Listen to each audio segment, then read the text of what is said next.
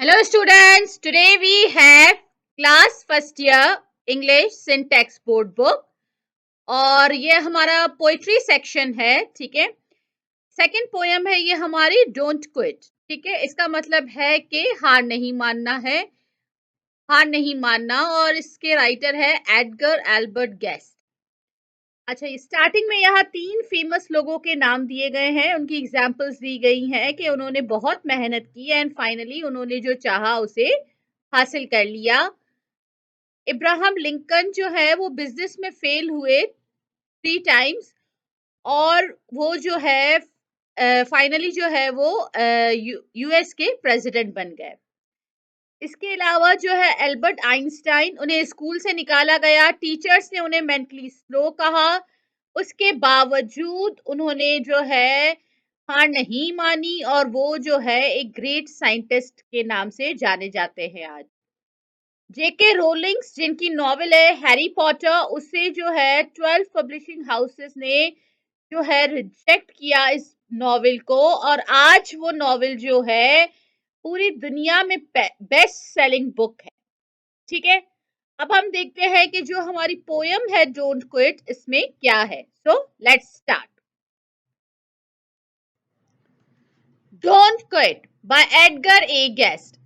When things go wrong, as they sometimes will, when the road you are trudging seems all uphill, जिंदगी में कभी ऐसे हालात होते हैं कि हर चीज इंसान की मर्जी के खिलाफ हो रही होती है और उसे हर एक कदम भारी महसूस होता है, बोझ महसूस होता है। When the funds are low and debts are high and you want to smile but have to sigh. एक तरफ माशी तंगदस्ती होती है, दूसरी तरफ कर्जों का दबाव होता है। इंसान की ज़हनी कैफियत ऐसी हो जाती है कि वो खुश रहना चाहता है, मुस्कुराना चाहता है, लेकिन उसके हालात उसे उदास कर देते हैं। When care is pressing you down a bit, rest if you must, but don't you quit. जब हालात आपको उदास कर दें, उस वक्त आप जो हैं कुछ देर के लिए आराम कर सकते हैं, लेकिन मैदान अमल से नहीं भागना चाहिए। Life is cure with its twists and turns, as every one of us sometimes learn. जिंदगी का रास्ता सीधा नहीं है, ये गैर मुतवक्का तब्दीलियों से भरा हुआ है। हम सब कभी ना कभी ये सबक सीख लेते हैं कि कभी कभार जिंदगी वो रुख इख्तियार कर लेती है जिसका हमने तसव्वुर भी नहीं किया होता। And many a failure turns about when he might have won had he stuck it out. अक्सर लोग कामयाबी के बिल्कुल करीब पहुंचकर हिम्मत हार देते हैं। अगर वो थोड़ी और देर कोशिश करें तो वो जीत जाते। Don't give up though the pace seems slow. You might succeed with another blow. अगर आपको लग रहा है कि आपकी तरक्की की रफ्तार कम हो गई है, तो इसका मतलब ये हरगिज नहीं कि आप नाकाम हो गए हैं। बाज़ औक़ात एक आखिरी कोशिश ही इंसान को कामयाबी तक ले जाती है। Often the goal is nearer than it seems to a faint and fluttering man. अक्सर मंजिल इतनी दूर नहीं होती जितनी एक थके, हारे और डगमगाए हुए इंसान को नजर आती है।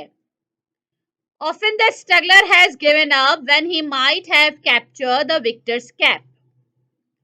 अक्सर जद्दोजहद करने वाला, कोशिश करने वाला तब हिम्मत हार देता है जब वो फतह के करीब होता है, जब वो फतह का ताज पहन सकता है। And he learned too late when the night slipped down how close he was to the golden crown. Golden crown मतलब कि जीत। ठीक है, जब हार मान ली, जब इंसान हार मान लेता है कि अंधेरा छा गया है, वो कोशिश करना छोड़ देता है, तब उसे एहसास होता है कि वो जीत के कितने करीब था।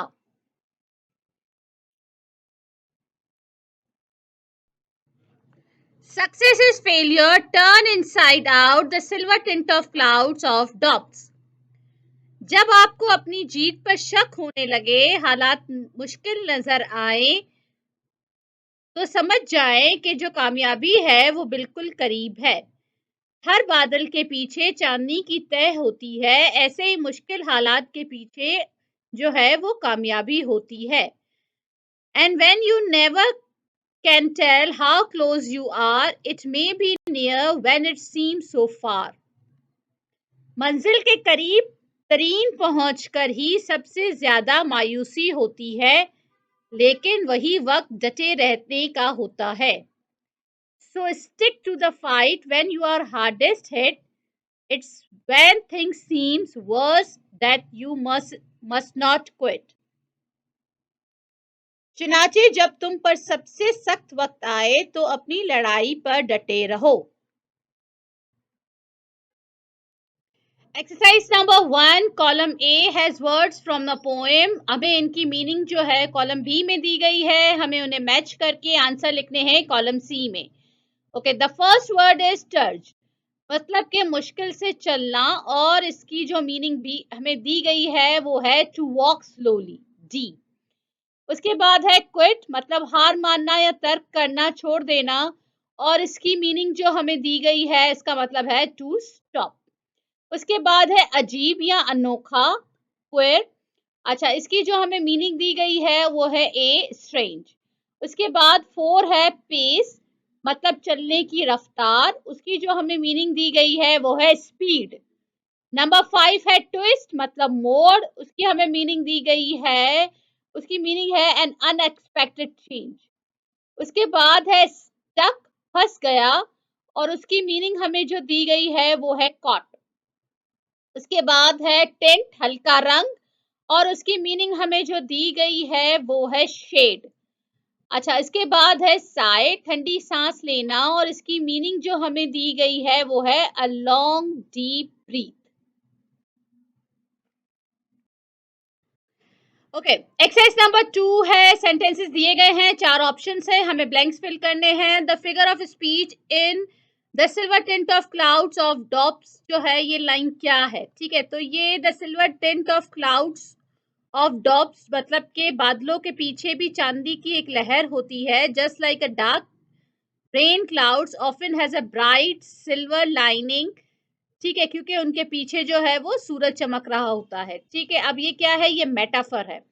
मेटाफर में क्या होता है? जब किसी चीज या शख्स को हम किसी दूसरी चीज या शख्स के साथ मुशाबत करते हैं, ताकि उनके दरमियान जो है खूबियां, जो भी सिफ्त है वो वाजे कर सकें। ठीक है, तो ये लाइन क्या है? ये मेटाफर है। नंबर 2 है when things seems worst we should, जब चीजें मुश्किल नजर आए तो हमें क्या करना चाहिए? स्टिक टू देम, ठीक है, हमें उस पर डटे रहना चाहिए। नंबर 3 है you might succeed with another blow, means कि आप जो कामयाब हो सकते हो एक हवा के झोंके के साथ, इसका मतलब है कंटिन्यू स्ट्रगल, हमें मुसलसल जद्दोजहद करनी चाहिए। उसके बाद है number 4, the struggler learns to let that,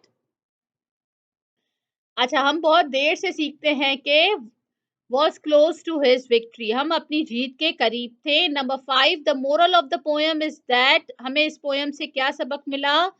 face challenges of life, मुश्किलात का सामना करो। Number 6, so stick to the fight when you are, लड़ाई के साथ डटे रहो जब हार्डेस्ट है, जब सबसे मुश्किल वक्त आए। The face golden crown means, golden crown का क्या मतलब है? इसका मतलब है victory, Jeet. In the first stanza of poem, the word sigh symbolizes, sigh का क्या मतलब है? इसका मतलब है पेन या दुख। ठीक है, तो स्टूडेंट्स ऐसी और भी बहुत सारी वीडियोस के लिए प्लीज सब्सक्राइब माय चैनल।